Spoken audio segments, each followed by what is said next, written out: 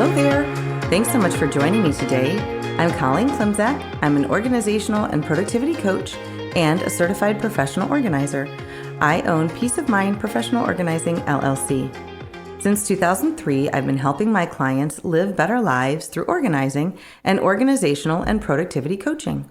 I support my clients and my community with coaching, in-person and virtual organizing, my weekly podcast called Your Organized Life with Colleen Klimczak, a free weekly virtual productivity session called Finish Line Friday, a free weekly email newsletter, and regular content on Facebook and Instagram. I also offer presentations and professional development to groups and companies. And coming soon, I'll be launching my membership circle to support my community with even more coaching and productivity content. Want to finish strong this week? Join me for Finish Line Friday every Friday morning at 9 a.m. Central for a 2-hour productivity session. Drop me an email at colleen@peaceofmindpo.com to request my Zoom room link or follow the Zoom room link in my Instagram or Facebook pages. Welcome to Your Organized Life, episode 147. So I just want to say thanks so much for the feedback from last week's podcast and article about lifelong learning. I am so glad that it resonates with so many of you. It was great to hear from you. With transparency, I will start this article out similarly to the learning plan article. I have partially written articles about this topic like 3 or 4 times, and it has been tough to write about because it is personal for each of us and is also a really broad topic. But I want to get these ideas out to you, so I will bring my notes together, clean them up, and hit publish. This week's personal and broad topic is motivation. So I have conversations regularly with friends and peers and clients about motivation, about where it comes from, about what each of us finds motivating, and sometimes, often, what to do with it when it feels like it's gone or if it has fled. And this is understandable, of course, because I think all of us, even high-performing, high-achieving, amazing human beings, occasionally lose their motivation, or it lags for a day or a week, or sometimes longer. So let's consider what I just said. Motivation is a thing. It's something. And we can both find it and lose it. We can find it, build it, use it up, destroy it. It's a commodity. It's a resource. We can increase our motivation. We can take active steps to increase it if it's lacking. So that's the good news. And the bad news is that it also can be depleted quickly by certain factors. So let's figure this out together this week. First up, what is motivation? And what are related concepts to motivation? So, hey, I Googled it. Yes, I did. So per Merriam-Webster, to motivate is to provide with a motive, which I think we all know, Merriam-Webster, we're not supposed to use the word within the definition of the word, but I digress. So other more useful definitions for motivation include to provide a reason for doing something, a force or stimulus or influence, the reason or reasons one has for acting or behaving in a particular way, like incentive or drive. So those are very active words. Motivation inspires action. And sometimes we need motivation to stop doing something or to shift from doing one thing to doing something else. And those steps also require motivation. And motivation is often connected to goal setting and prioritizing. Some people would call it discipline. And we all know that the lack of it is connected to procrastination. So no wonder my clients and I talk about motivation. Let's learn more. So let's ask, what are possible motivators for you and for me and for anybody else? And I'm going to assume positive intent here, meaning I will assume we are motivated by positive things. So just last week on my podcast and in my article, I talked about adult learning. So similar to learning as children, very often when we're young, our motivations come from our parents or adults in our life. But there comes a time when we need to identify motivators for ourselves. We need to identify what boosts our own motivation and also what depletes it. And again, this is highly personal and it can change over time. To refresh, motivation means to provide a reason for doing something, a force, an influence, the reason or reasons one has for acting or behaving in a particular way, incentive or drive. So since motivation is a force, we can recognize that some people may require a stronger force to generate movement. They may be motivated by comfort or ease or complacency. And while those things aren't inherently bad, those forces can keep them from acting on other things. And that can become a problem. So we need to seek other motivators as well that exert a stronger force towards action. On the other hand, perhaps you are a highly motivated individual with the energy and the opportunities to match, and you've never needed to ask yourself about motivation. And hey, that is truly awesome. But it's still important to identify what your motivators are in case it doesn't always come so easily, or a time comes when you need to or want to change or pivot. So there are many motivators that can move us. We can start with the basics, like the desire for survival or security or safety or the avoidance of pain or shame. I mean, that is the bottom, that is the platform, right? Getting more specific though, a Google search, another one, provided dozens of options for motivation that can be grouped into categories. Categories like personal growth towards self-actualization. Maybe it's knowledge and learning like we talked about last week. Maybe you're motivated, like me, by relationships and connections with others or belonging. Maybe you're motivated by the search or seeking happiness or fun or joy. Perhaps it's esteem from others and respect and fame. Maybe you're driven by purpose and altruism, meaning you want to make a positive impact on others and the world. Maybe you're motivated by success or achievement. Maybe it's money. And maybe it's security and stability. You're likely motivated by more than one thing, and that's good. We all are. If one motivator fails, or conversely is satisfied, like you reach a point where you feel that you have security and stability, another may move up the list. And once you determine what you are motivated by, please write them down. Because when we get to the what to do when we're feeling unmotivated portion next, you're going to need to be able to remind yourself of your motivators.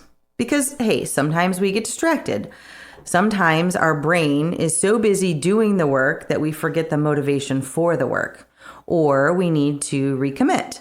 When that happens, it helps to not have to also do the harder work of identifying your motivators again, which leads me to what to do when motivation lags, or how to keep your motivation high. In the same way that there are dozens of motivators for each of us, there's likely a similar number of opposite forces that can decrease our motivation by the hour or the day or the week, right? I mean, come on. The first step then is the awareness that the motivation has decreased or has disappeared, and then giving ourselves some grace and some self-compassion, then asking questions to determine the why, and then taking steps to bring it back. So let's start with some easy and obvious reasons, or maybe not so obvious, why our motivation may lag. And we're going to start heavy here, my friends. Are you dealing with acute or chronic illness of your own or a loved one? Or anxiety or depression or ADHD or grief? All of these things and more can derail your motivation. And please, my friends, show yourself some grace and compassion. Sometimes there are more important issues at hand than motivation. There are days and weeks and seasons of our lives that our motivations to succeed and achieve are overshadowed by very real concerns of survival and struggle. So show ourselves some grace and show ourselves some compassion. We can also remember that motivation requires action, as in often actual physical activity. And so we need to check in on our daily physical selves in general, but also when it comes to motivation. Because being tired or hungry or in need of a break can look like a lack of motivation. And we know that physical needs must be met and met consistently before we can achieve or succeed. So ruling out those other issues, let's remember too that motivation is not a bottomless well. It's a commodity, remember? It's a resource. Zig Ziglar says, people often say that motivation doesn't last. Well, neither does bathing, and that's why we recommend it daily. So I started this article reminding us that motivation is a commodity, which means it can be depleted and may also need to be refreshed. And here are some ways to do that. First up, set goals. Yep, I said it. Set some goals. If you don't know where you're going or what you want to do or be, it's difficult to be motivated. Our vision for our future selves influences our goals, and goals can provide motivation and help us to prioritize our efforts. Next up, create a practice of reminding yourself of your motivators. Return to that practice when the depleters have done a number on you. Is that daily for you, or maybe even a couple times a day? Maybe weekly? Maybe it just depends on the day or the week. So check in on that list that I suggested that you make. Relatedly, make your mantra. So yeah, I use a mantra. So keep your mantra short, keep it meaningful, and be ready to use it. Yes, I have a mantra that helps me make decisions, helps me to focus, helps me to stay motivated to do the right things.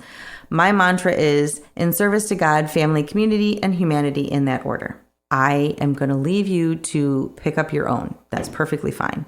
I find mine energizing and motivating, and I really do use it all the time. So make your own and also use it. Next up, I'm going to say it, and I know I say it all the time, routines, routines, routines. So I was thinking about motivation this morning before I got out of bed, as in, if I was unmotivated, what would it take to get me out of bed? Knowing what motivates me, I've created routines to take care of necessary tasks every day, which means I have more energy and brain space for motivation for other tasks. I don't require motivation to take a shower or my vitamins, which saves that very precious commodity of motivation for other more difficult or important tasks later. So make your decisions, make your routines, use them all the time, and let your energy be used for motivation for other things. Another idea is to use inertia. Do you know inertia? Inertia is the property of matter where a body at rest stays at rest and a body in motion stays in motion, barring other forces acting on them, like friction. What I mean by that is if you're already moving, stay moving. For example, something basic like I need to get up for a nature break or a snack anyway, and while I'm up, I can do X, Y, or Z, right? Fill in the blank here with a task.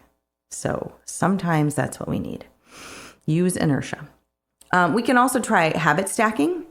So the author James Clear tells us to attach new and difficult habits or tasks to existing habits to make the new ones likely to stick. Support motivation by attaching a task that you have a hard time initiating to a task that is easy for you. I used to forget to take my morning medications and supplements until I stacked that habit with my morning cup of coffee habit. And now I'm consistent with both. So what could that mean for you? Think about that this week. Finally, phone a friend. I've spoken about accountability before, and I will be talking about it again maybe next week in an upcoming episode. Having the support of others around us can be motivating in lots of ways. So thinking back to that list above, we have personal connection, we have esteem and respect, we have altruism if we're also helping others too in checking in, right? And doing for others can help us get motivated if doing for ourselves isn't motivating enough to inspire action. And finally, here is the most difficult thing for me to write about this topic. I do not have the answers for you for your motivation. I do not hold the secrets for you. I wish I did. I would absolutely share. In coaching, as your coach, I do not have the answers, but you do. And if you are willing to seek and commit to change, to identify that gap we talked about earlier in the summer, and find that force that will help you move from where you are to where you want to be, I'm ready. Support around getting you to where you want to be is what productivity coaching is all about. If it's time to invest in yourself and explore coaching for organizing and productivity, I would love to hear from you. Drop me a line via email at colleen@peaceofmindpo.com or message me through my social media platforms like Facebook, Instagram, or LinkedIn. Thanks so much, and I will talk to you next week.